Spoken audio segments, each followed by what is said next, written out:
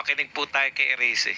But it seems that Senator Lacson is committed or had committed not to investigate the Bersamins. A cover-up will require a series of cover-ups. Kaya hindi po matatapos ito. Pinakita sa amin yung files na naglalaman ng text messages between the President and Yusek Bersamin.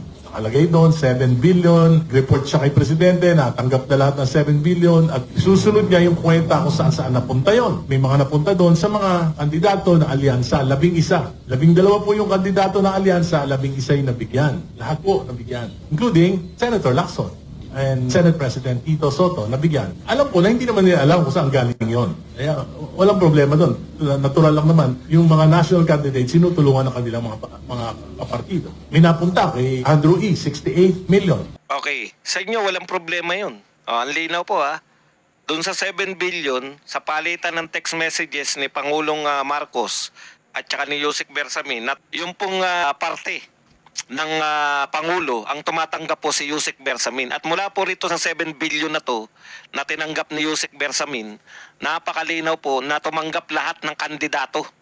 Sino po yung mga kandidato? Yung pong, kasi 2025 election eh. So nakatanggap po sila lahat mula po sa 7 billion. Kasama po yung Blue Ribbon Chairman na si Pampilo Lacson at saka si Senate President Tito Soto. Ngayon nagtataka kayo, kumbaga napupunan nyo ba na pag palapit ng palapit sa palasyo, bigla na aawat, no? Tumitigil ng matagal yung investigasyon. Actually wala tayong tuloy-tuloy na investigasyon buhat nung panahon na ni Lacson eh. No? Hindi ko ngayon nauunawaan na po natin. Kaya bakit tumitigil? Kasi mismo sila nakatanggap, napartihan, nalangisan, namantikaan. Pero may sinabi rin si palusot ni Erice. Kumbaga, sinasalo rin ni Erice na maaaring hindi naman daw alam ng dalawang butihing senador, no? Maaaring hindi raw nila alam kung saan nanggaling yun. Pero ang importante doon tumanggap. Ngayon, kung yan po ba ay galing sa nakaw, alam na natin ngayon na galing po yan sa nakaw kasi porsyento yan eh. Di ba? Okay, kung yan ba galing sa nakaw, wala pong pananagutan kung hindi mo alam kung saan galing at tumanggap ka. Natatandaan ko po, personal experience lang po to ng pamilya namin. Bago lang kami sa Sapampalay dun eh. May nagtinda ng bike sa kuya ko. Binili naman namin dahil siyempre mura eh. Pagkatapos po, mga ilang oras lang, narito na yung barangay. Kasi pag hindi namin binigay yung bike, uhuliin yung kapatid ko dahil bumili ng nakaw. Nakaw pala yung bike na nabili namin. So wala kang magagawa kundi i-surrender na lang yung bike. Di po ba? Yan po, hindi po excuse. Hindi mo po pwedeng sabihin, ay tinanggap ko yan kasi hindi ko naman alam na galing sa nakaw yan. Never pong pwedeng maging excuse yan.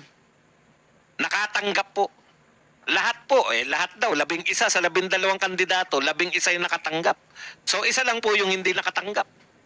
Kaya susunod na tanong ni Erice, bakit yung walang direksyon yung Blue Ribbon Committee? Ang question niya doon na sa palasyo di ba? Sinabi ng kanya mismong witness ni Lacson yan, si Bernardo, Yusek Bernardo, na siya ay nagbigay ng 8 billion kay Yusek Bersamin. Ang tanong ni Erice, bakit hindi pinapatawag ni Lacson sa Blue Ribbon Committee yung mga Bersamin? Kasi ngayon, naunawaan na natin, dati nagtataka pa tayo, ang tindi naman magprotekta ng mga to. No? Bakit nila pinoprotektahan?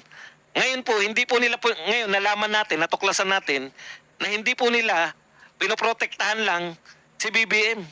Ayon po rito kay Erice, sa kanyang nabasa na mga text messages, palitan, kasi dinidetalyan na niya eh. Ayon dito, napartihan pala. Ayon kay Erice, napartihan si Lacson at saka si Tito Soto. Di po ba? Ngayon, siyempre, ang palusot nila dyan, hearsay, triple hearsay, double hearsay, dahil nakita ni Libiste kay Erice, si Erice naman, sinasabi niya sa tao. Okay, tignan po natin kung aamin po itong si Soto at si Lacson. Kasi pag dininay nila yan na wala silang tinanggap, ito ang problema ng gobyernong ito. Credibility. Pero si Lacson magsasabi ng hearsay. Ang tanong, bakit hindi mo alam, bakit hindi mo patunayan na hearsay?